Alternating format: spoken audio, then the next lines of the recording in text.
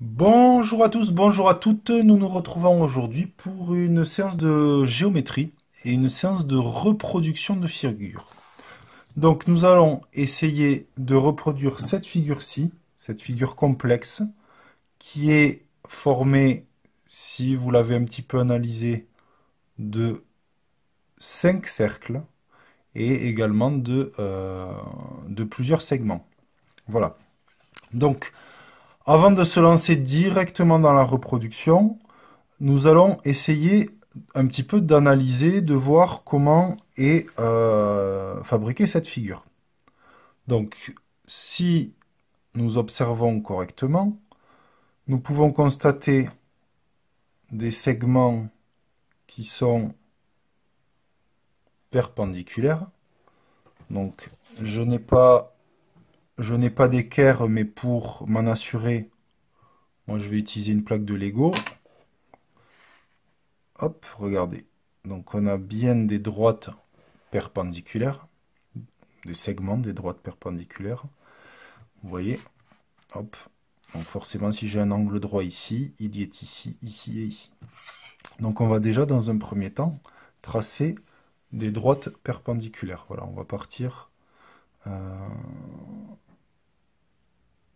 On va plutôt partir du grand cercle. Je pense que ce sera plus évident pour tout le monde. Donc vous prenez un papier uni. Hop, voilà, j'espère que je suis bien dans le cadre. Donc pour cette reproduction, on aura bien sûr besoin du compas. Moi, vous, crayon à papier bien aiguisé, moi je vais utiliser un stylo noir pour que à la vidéo ça ressorte bien. Et une règle. Alors peu importe si elle est graduée ou pas, on n'aura pas besoin des graduations puisqu'on va utiliser le compas. Donc vous mettez votre crayon dans votre compas. Si vous avez un compas comme le mien, est-ce qu'il va rentrer? Je ne sais pas. Oui. Voilà. Hop. Donc nous allons d'abord déterminer c'est toujours la même procédure. Lorsque l'on trace un, je vais le faire en rouge. Lorsque l'on trace un segment, je vais y arriver. Lorsque l'on trace un cercle, d'abord le centre. Donc je le mets à peu près au milieu de ma feuille. Voilà. Donc ça va être celui-ci. Vous voyez? Voilà. Donc on va prendre... Alors est-ce que vous vous souvenez comment s'appelle cette mesure-ci euh, dans un cercle? Pour tracer le cercle, ça s'appelle un rayon. D'accord? C'est l'écartement de notre compas. Donc, je prends le rayon et je trace mon cercle. D'accord? Donc, on veille à bien rester dans la feuille. Si si le centre de votre cercle était un peu désaxé, vous sortez, vous retournez la feuille, vous recommencez. Voilà. Donc déjà, on a fait notre premier grand cercle. Ensuite, nous allons tracer les droites perpendiculaires. Donc, pour que ce soit plus simple pour nous, à la vidéo, je vais prendre du bleu. Vous restez sur le crayon à papier. On va d'abord tracer ce grand segment. Donc, le segment qui passe par le centre d'un cercle. Et vous voyez qui croise le cercle lui-même. Ça s'appelle un diamètre. Vous voyez? Donc ça, j'ai un diamètre là, un diamètre là. Je peux en avoir d'autres là, là. J'en ai une infinité. D'accord? Dès lors que ça passe par le centre. Alors, moi je peux. Alors, vous n'avez pas besoin qu'il soit bien horizontal comme sur notre figure de départ. Peu importe. Je vais même le faire légèrement décalé. D'accord? Alors, j'ai pas besoin de mesurer. Hein, pour ça que je vais. Pour s'en persuader, on va prendre le côté qui n'a pas de mesure.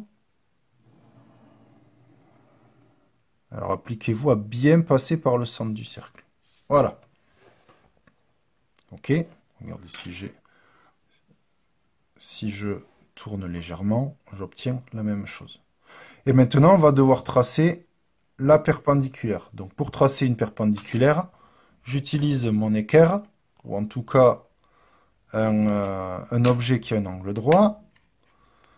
Donc je veux qu'il passe par le centre, vous voyez? Je veux tracer celui-ci là, ce segment-ci. Donc je vais mettre, alors je vais parler d'équerre, ce sera plus simple pour tout le monde. Je mets la base de mon équerre bien sur mon segment. D'accord? Voilà. Mon angle droit qui touche mon centre. Et je trace. D'accord? Et ensuite, je prolonge avec une règle. Et voilà. OK? Donc là, j'obtiens deux segments perpendiculaires. Donc maintenant, ça va être à vous d'essayer, par essais successifs, de me faire ces cercles. OK? Et on se retrouve juste après. Donc vous essayez de voir comment ils sont tracés. Et on se retrouve juste après. Faire le tour du monde en 80 jours.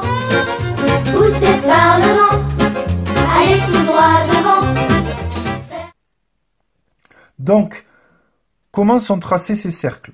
Si je prends, donc on a 4 cercles, vous les voyez? Si je prends ce cercle-ci, donc toujours pareil, quand j'ai un cercle, il faut que je trouve son centre. Son centre, si j'observe bien, et on est aidé par la figure, le centre est ici. D'accord? Donc, de là à là, j'ai un segment qui est le diamètre de mon cercle. Je vous rappelle, le diamètre, c'est un segment qui passe par deux points du cercle et par le centre. D'accord? Donc le centre, ça va être le milieu de mon segment. Donc je suis, vous voyez, ici, je suis ici. D'accord? Et vous allez devoir me trouver le centre, le milieu de ce segment. Alors, on a dit qu'on n'utilisait pas de règles. Comme on fait une reproduction à l'échelle, c'est-à-dire exactement la même, on va prendre le compas. Regardez, je me mets sur la croix rouge et je prends la mesure. Et là, hop. OK? Donc mon milieu est ici. Mon centre, donc mon milieu de segment est le centre de mon futur cercle. OK? Allez. Et bien maintenant, traçons le cercle. Donc, je mets la pointe de mon compas au centre du cercle. J'ai bien gardé mon écartement. Et alors, si ma figure est bien précise, ça repasse sur la croix rouge. Vous avez vu, je suis légèrement décalé. Bon, on va accepter la petite marge d'erreur.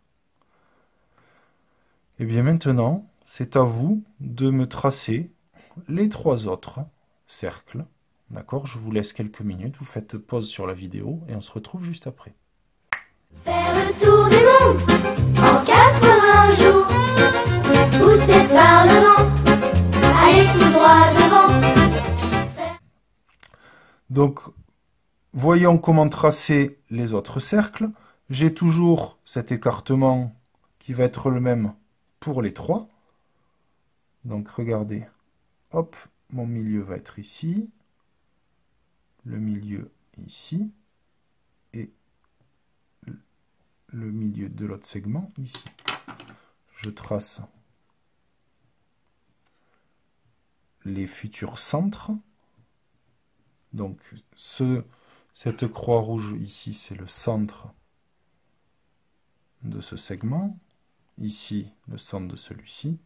Et ici, le centre de celui-ci. Et allons-y, traçons. Donc essayez de ne pas bouger votre compas. Là, je suis légèrement décalé. Mon compas a bougé. Je m'assure. Voilà, super. Alors, si on essaie d'être au millimètre près, mais il est vrai que ça peut toujours un petit peu bouger en fonction de la qualité du compas, etc. Puis de notre précision. Vous voyez que moi, j'ai pas été ultra précis. On essaie quand même d'avoir une figure à l'allure la plus correcte possible, la plus juste possible. Et ensuite, ici,